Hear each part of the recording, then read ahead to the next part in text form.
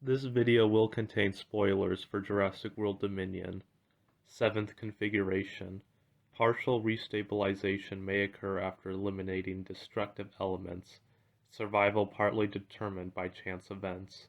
This is a quote from Michael Crichton from his novel The Lost World, which was the sequel to Jurassic Park. And I believe this quote perfectly describes the conclusion of the 6 Jurassic Park movies, Jurassic World Dominion. When I think about it, the Jurassic Park franchise is not about dinosaurs. Sure, it shows awe to the dinosaurs, and many story elements are dinosaur specific, but the dinosaurs are symbolic. They are a metaphor of the greater picture. It's the reason the Jurassic World movies went down the route of weaponizing the dinosaurs. That's why the villains are rich businessmen and armed stealers. These are the people in the world that show the least care on what their actions cause so long as they make money. People think that the villains in this franchise are silly, but I think it's because we don't want to believe people in our world would commit such acts. We wish the richest made their fortune through ethical means, but that's hard to find. The dinosaurs are shown as the victims of a materialistic and violent world, locked in cages for the enjoyments of others, or being used to be unforgiving killers, till eventually they turn on their greedy owners because, put simply, at the end of the day, these animals don't care about how rich you are or what ideology you possess when it comes to combat. You're just a human like any other. The dinosaurs represent the very chaos of the world. Jurassic Park is at its core a complex system where small errors in the beginning that seem irrelevant greatly affect the outcome. However, not a lot of people would probably go to the movies to watch just some system fall apart. The dinosaurs bring people in, creating interesting action set pieces and cool shots. With this, the films are able to show their messages in a more presentable way to audiences, which in my opinion is just good storytelling. The Jurassic World movies show the progression of what happens once genetic power was released. Like Malcolm said, it won't stop with the de-extinction of the dinosaurs. That is why a big part of Dominion's storyline focuses on the locust hordes ravaging farmland. The power is now everywhere, and Biosyn was perfectly ready to exploit it to their own gain, even if it meant the death of millions. It tells us not to just accept at face value what a man with over $100 billion that acts nice and claims their fortune is used for good. Corporations are perfectly willing to do terrible things for their profit. The Jurassic World trilogy probably gets a lot of dislike to how different it is from Jurassic Park, which is fair if you just really love the feel of Jurassic Park. However, these movies act as true sequels because they expand on the messages of the original, showing what really happens when genetic power is released. Genetic power is what these movies present as the world-destroying weapon and the thing to also save the world, but really it applies to any sort of knowledge. If an oil company researches the effects of climate change to see how it changes the Arctic, they will see it will be catastrophic. The options of this information are either to fix the problem or take advantage of it. The company ends up deciding to use the recently created routes through the Arctic to ship even more oil than before. It's what to do with the power of knowledge. Do you use it for the detriment of others or their benefit?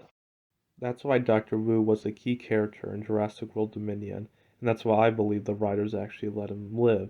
Dr. Wu is presented with an issue. As we have seen in the 2 previous Jurassic World movies, which gave him more characterization than the original Jurassic Park, he believes in a few principles. 1. Innovation for the sake of innovation. 2. If I don't do it, someone else will.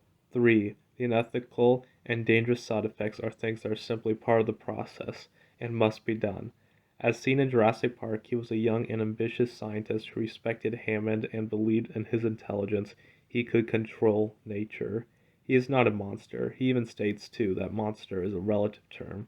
He does terrible things people ask him to because he is so blinded with his ambition and principles. He will do this work for Eli Mills and Masrani and Dachshund if it means he can continue his dinosaur research.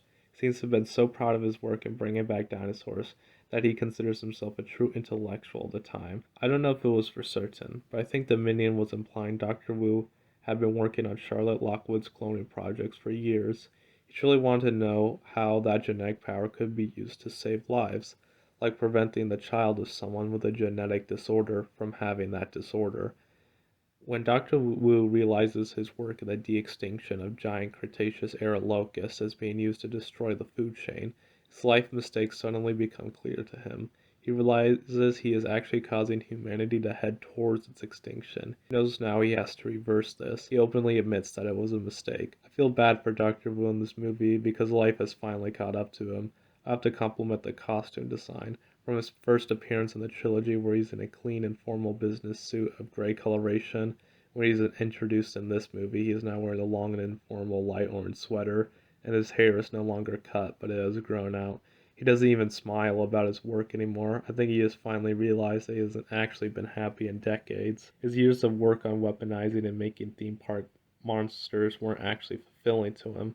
Dr. Wu never actually wanted to destroy the world. He didn't even want the Indoraptor getting out, knowing people would make more. He talks in a lighter and slower voice than before, no longer proud of himself.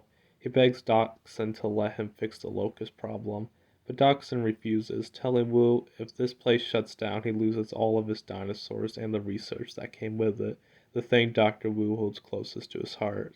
Since he is truly alone, he has no friends or family. Dr. Wu seems to fold into this. Then we hear his conversation with Maisie. He is willing to work secretly on creating a locust that can stop the hordes before famine. I think this is a true redemption of his character. While he was never exactly bad before, he is willing to put himself and his years of work at risk to use his genetic power for good. This is what he truly wants to do. Wu created these dinosaurs for other people and hid his guilt by believing if he didn't do it, someone else would. Since he was doing it, he could do it in the most correct way possible. This is not a good outlook on life, and this is why I think a lot of people, especially in power, think to themselves to justify their actions, when in reality, just because someone else would do it doesn't mean you have to. If it's unethical or bad, don't do it. The only person who decides who you are is yourself. This is why I think the most beautiful part of Dominion was Dr. Wu's face of true happiness, knowing he was saving the world. He had finally done something fulfilling. He was so content he didn't even credit himself with his achievement, but Charlotte Lockwood. I want to get why I started the video with that quote. I think Dr. Wu encapsulates the idea of chaos. His, in retrospect, simply bringing the dinosaurs back from extinction led to events in his life he could never have predicted. With each new use of the power, his likelihood and the world's likelihood of survival shrunk. However, as Dominion stands as the conclusion to this franchise, shows we do not have to accept total defeat in a complex world.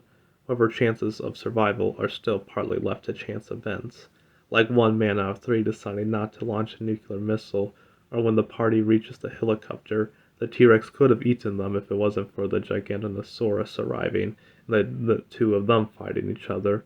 Partial restabilization may occur after eliminating the destructive elements. That's what Dominion was about, stopping biosyn from ruining the food supply and preventing the trade and exploitation of dinosaurs.